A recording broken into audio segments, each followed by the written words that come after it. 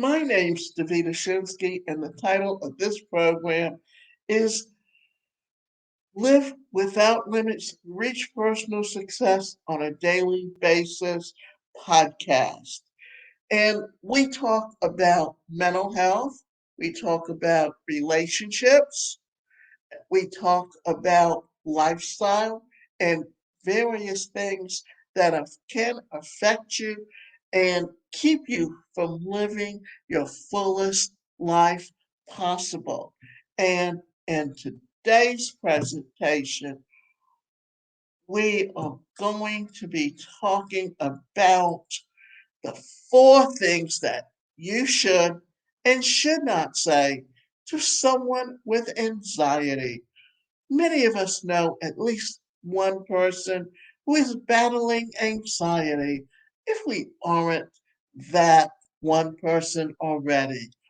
Whenever we meet up with them, we try to do our best to give them the support that they need and remind them how much they mean to us.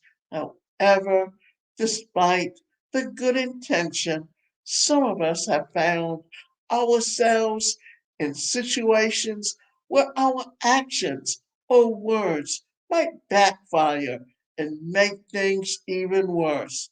We become so confused and wish that we had not said anything at all. We get mad at the other person because it feels like they have misunderstood us or they are focusing on the wrong thing. We wish that they could keep our intention in mind and understand that we are not here to fight, but rather to support them. Sadly, because the anxious person is most likely thinking in a matter different from ours, they will probably easily feel irritated and alienated by the things that we say. Therefore, learning how to interact with those fighting anxiety is also an important skill that we need to master. This way, our loved ones know that we support them without dismissing how they are feeling. Always look at it this way. We are looking and talking to people who have a hidden disability and suffer from anxiety because it's a symptom of some type of mental illness. So there's four things not to say to someone with anxiety. Don't think about it. This is most people's go to. It invalidates the feelings of the affected person and suggests that being anxious is a choice and the individual affected can simply stop thinking about it.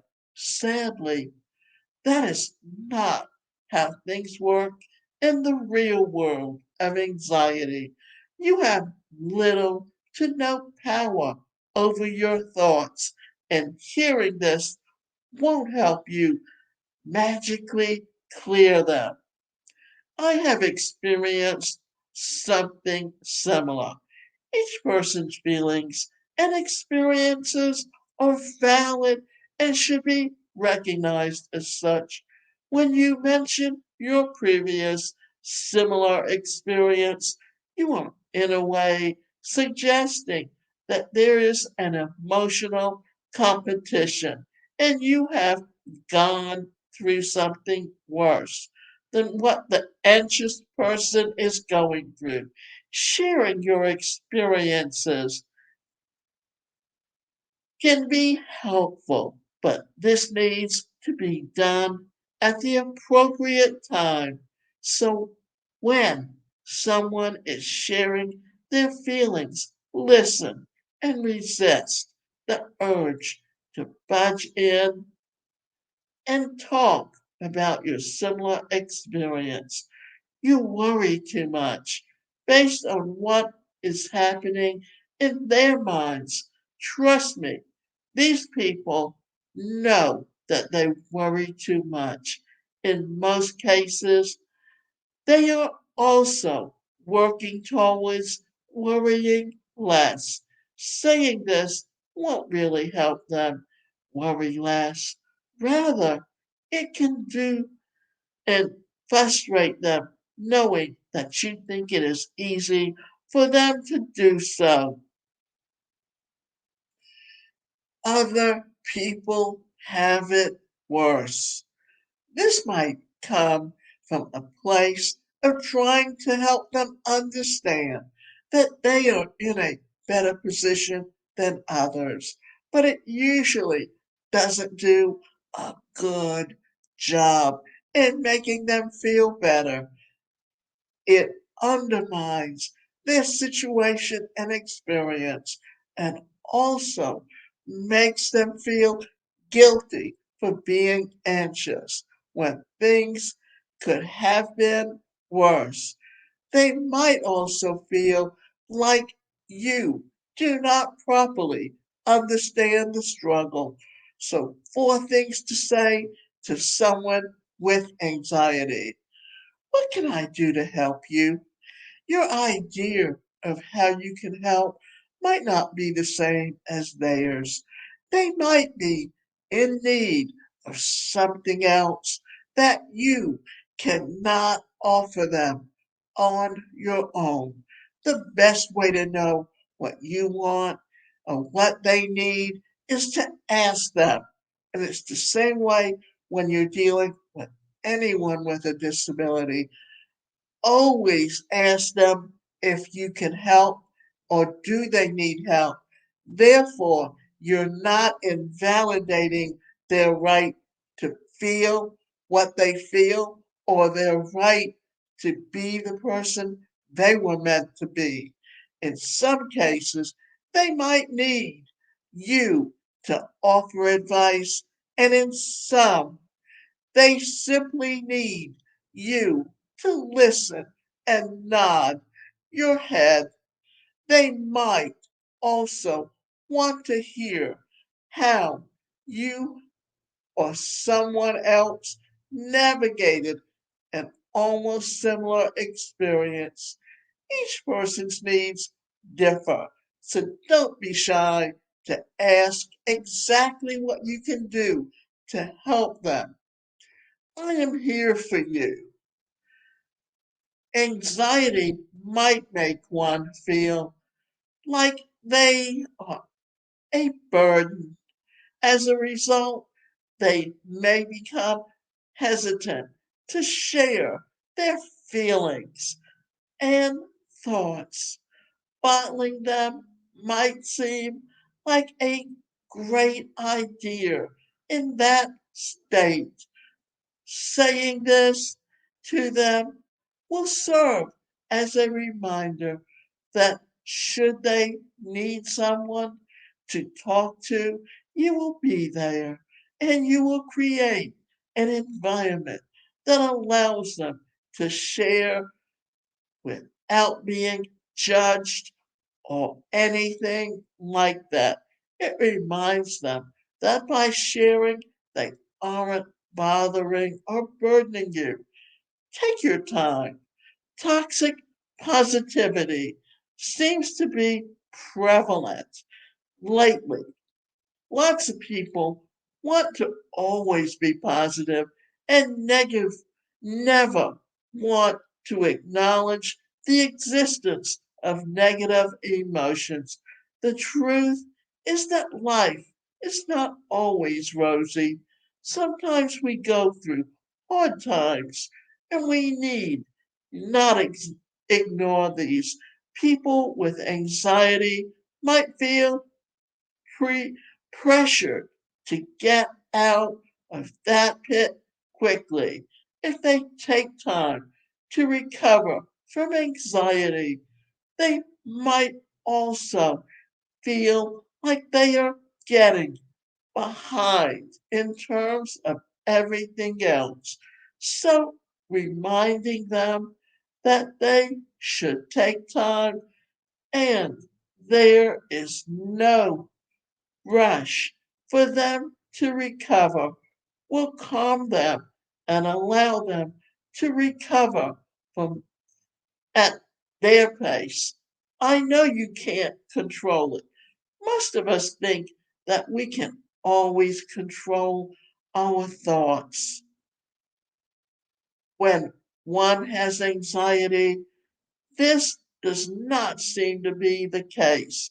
You simply lose control. Sadly, some people around them might also subtly hint that the anxious person should control their thoughts, reminding them that you know that they aren't capable of controlling their thoughts is a great form of validation. It reminds them that you are understanding what they are going through, especially in the age where mental illness like anxiety are dismissed because they are not visible. There are treatments for anxiety. Anxiety is a dreadful thing to experience, and those who have it deserve a kindness and compassion. We need to be mindful of how we interact with those around us and create a suitable environment that helps them to get better. We all feel anxious under certain circumstances. That does not necessarily mean that you have an anxiety disorder. However, when the anxiety results in extreme distress, this gets in their ability to lead a normal life. There might be a need for assistance from professionals. There are various treatment options, such as pharmaceutical medication, support groups, and therapy that can alleviate the symptoms of anxiety when needed. These avenues should be considered without feeling guilty or shame. And many a times, what happens is we live in a society where people with disabilities are not accepted and are often ostracized. Therefore, we need to learn to accept people for who they are, whether they have a physical disability, a mental disability, or even if they have limbs missing, or they're deaf, or they're blind. Problem is that often everyone expects you to be perfect, and not only do they expect you to be perfect, but they expect you to believe in the same way they believe. And remember, all of us have a right to believe what we choose to believe, and who we are and how we see things is up to us and to no one else. And always accept people's differences.